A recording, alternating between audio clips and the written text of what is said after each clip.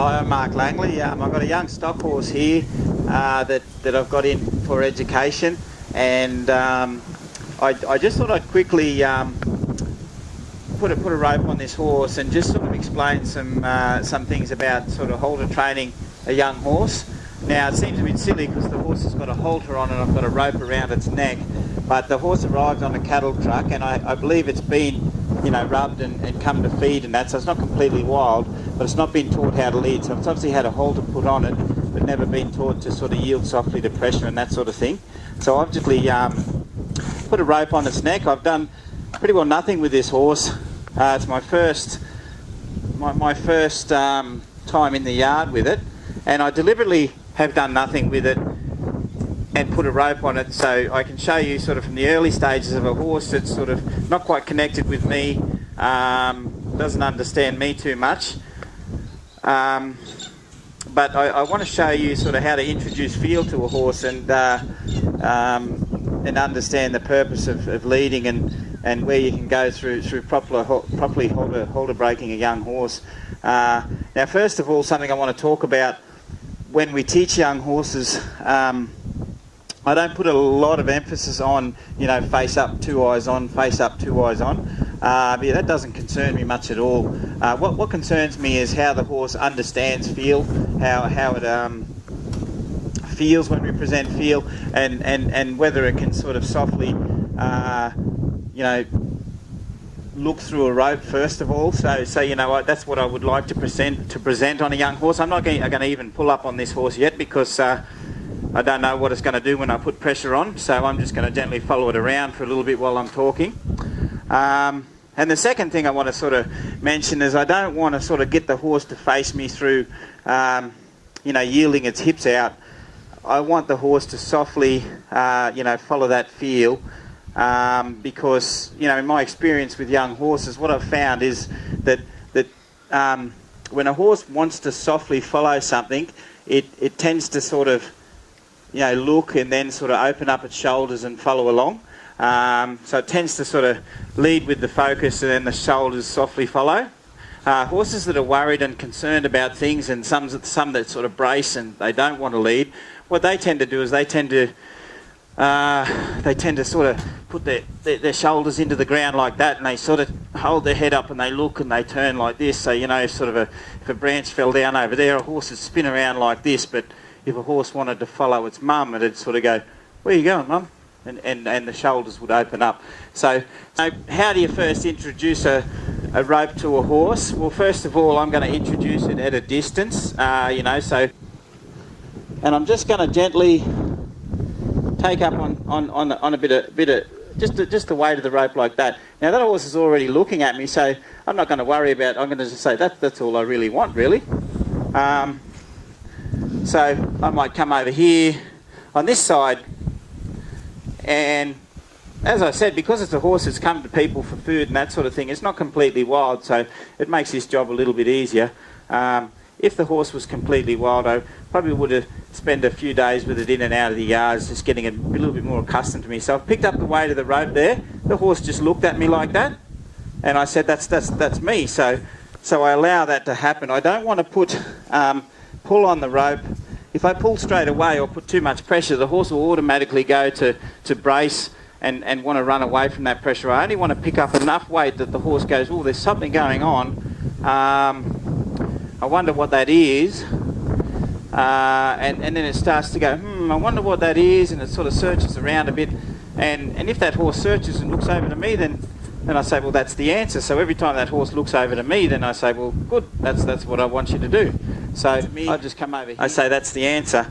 Now, you know, whether they face, whether they look, whatever it may be, I'd rather them just to softly, you know, focus in my direction. So I've got a little bit of weight there. The horse is not sure. I keep that weight there. I keep that weight there, not a lot. I might just squeeze a little bit there just to get it to think about there. See, it starts to think, and I let it off a little bit. I don't want to cause that horse to fight against pressure, not just yet. And then I squeeze a little bit there, and squeeze a little bit here. I go with my horse. I don't want to yet just trap it.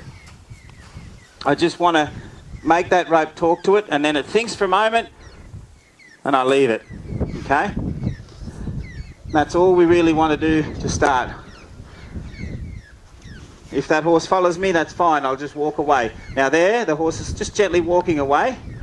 If that horse was going to definitely pull, I would let it pull and go, and then I'd reset myself to talk to it again. But I'm just going to gently talk here. I'm going to go, hey, can you feel that? And the horse goes, yeah, I can feel that. So I leave it alone for a moment, and I go, can you feel that again? The horse is zoning out a little bit and sort of going, oh, hey, I'm just going to paw the ground. So I'm just going to squeeze that rope, and then it goes, is that you? And I said, yep. And I'll do that again. Okay. Good. Squeeze again. Squeeze again. Squeeze again. Squeeze again. Squeeze again. If there, that's me. Thank you. So that focus comes across to me, and I say that's the answer. But you see, I'm not really drawing up and pulling on that rope. I'm only applying enough pressure to get that horse to sort of search around and try and find an answer. So, and the answer is going to be always, you know, hey, is that you? Yes, yes it is. So I'm going to come back around here again, and I'm going to just put some feel on that rope. See how the horse automatically searches out there, and it's sort of there. That's the answer, just here. Good. It's going to work from this side. So first of all, I work from side to side, and just get her to look first. And then sometimes if she's really interested, she'll look and start walking towards me, and that's the sort of first start of, you know, her actually walking and following the feel. So, good girl. That's it. Just come in here. Good girl. See how she opened up those shoulders really nicely, and she sort of reached out? That's what we're after. And if you've already sort of taught a horse to face up through, you know, pushing their hips out, sometimes they're like this, and it's very hard to get on that angle just to get them to look and, you know, want to open up and follow. So now that she's come towards me a few times, I can start to sort of apply a little bit of pressure while I'm a little bit closer to her, because I know that, you know, pressure from here is not going to make her worry too much. So I'm just going to come around there. She sort of looked at me before I've even got to pull up the rope to squeeze it, but that's all right. I'm just going to gently come here, apply some little bit of pressure there, see what she wants to do. Okay, there, that's good. Try again. And she starts to wriggle around, search for another way, and then I just let that rope slip a little bit, and then let her come. So I had to give her a little bit of room, because I was under a sort of fair impression that she was going to wriggle a bit and then come towards me. So I let the rope slip out, just to give her that bit of room. Had I sort of locked it, maybe that idea to maybe come towards me could have been changed with a, oh, I'm trapped, I'm going to run away. So that's very important, that you know, you're really talking to them through the feel of the rope. You know, if you use a rope good, it's, you know, you're not creating a lot of tension in a horse, because you're not trapping them. You know, I'm not using this rope to trap her. If she was going to run away, I'd just let her go. The you know, the boundary, the round yard there is there to catch her, not the rope. The rope's only here to guide her and teach her how to follow feel and understand it. You know, I think, yeah, there are some people that use a rope to trap a horse and stop them, but I like to just get them to follow the feel of it, and yeah, use my surrounding yard to be the, you know, the block if she wants to run around, and I'll just stand out of the way. You know, if she wants to run around or get worried, I'll go as far away from her as I can, just to give her that space from me, so she doesn't feel, you know, threatened by me being too close to her. Good girl. So now you can see I pick up the feel. See how she brings her focus through that rope, you know, quite quickly. She's not wriggling around searching for that answer outside anymore. And then I'm just going to do it from side to side, because I want both sides, you know, either side of her brain to sort of be you know, treating me and the rope exactly the same when I pick up the feel on it, because that's, you know, that's the process of starting to balance our horses. You know, you're not sort of playing your cards right if you're getting your horse sweated up in a sort of situation like this. She should stay calm this whole lesson. She's not broke a sweat. She's not got stressed. It's just been a gentle, you know, step-by-step lesson. If I see that emotion get too high, then I sort of, you know, adjust the lesson to suit, so she comes down as soon as I can, because a horse does not think when it's in, you know, react mode. It only learns when you can bring that tension down, and it starts to sort of get the ability to sort of, you know, search for answers instead of just react to things. So also, while we're just here talking about this, you can see what I was talking about before about getting those shoulders to open up. So now when I step across here, I can start to get her to open up her shoulders just like that. And you know, she's getting a little bit cuddly with me here and sniffing me because realise that, you know, I'm not a threat, and people have given her hay before, so she's like going, oh, you know, you're quite interesting. But I'm going to take her across here and see if I can just get her to look and then open up those shoulders and just show you what I mean about, you know, so this open up the shoulders, and she just walks across like that. So she's sort of done a little turn on the hindquarter there. So, you know, we're sort of teaching her about an open rein.